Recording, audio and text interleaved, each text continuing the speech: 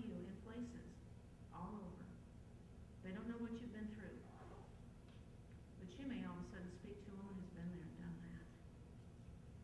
And as you heal, that you would be able to allow other women to maybe cuddle you and love you a little way that maybe you don't get at home, or maybe you don't have in your friendships.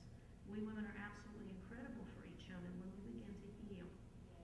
Little ways, not even hugs, where we will reach out, won't we? We'll look each other in the eye, and we'll hold hands, and we'll say, "Are you okay?" That's a woman thing. You know, some of the woman stuff's real bad, because our emotions just get us. We kill ourselves with that stuff. We can't let it go.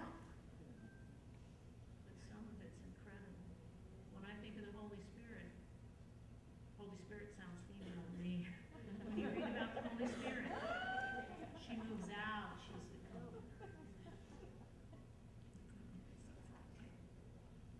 So with that in mind, I would like to share with you some of my childhood. And the reason I want to do that is because part of why we're here today is because God put in my heart the need for multiple methods of healing.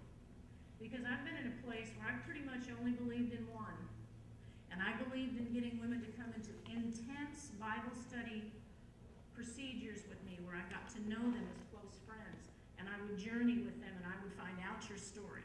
And just like Jenny said, I would find out your story, and when I find out where you have your little brick,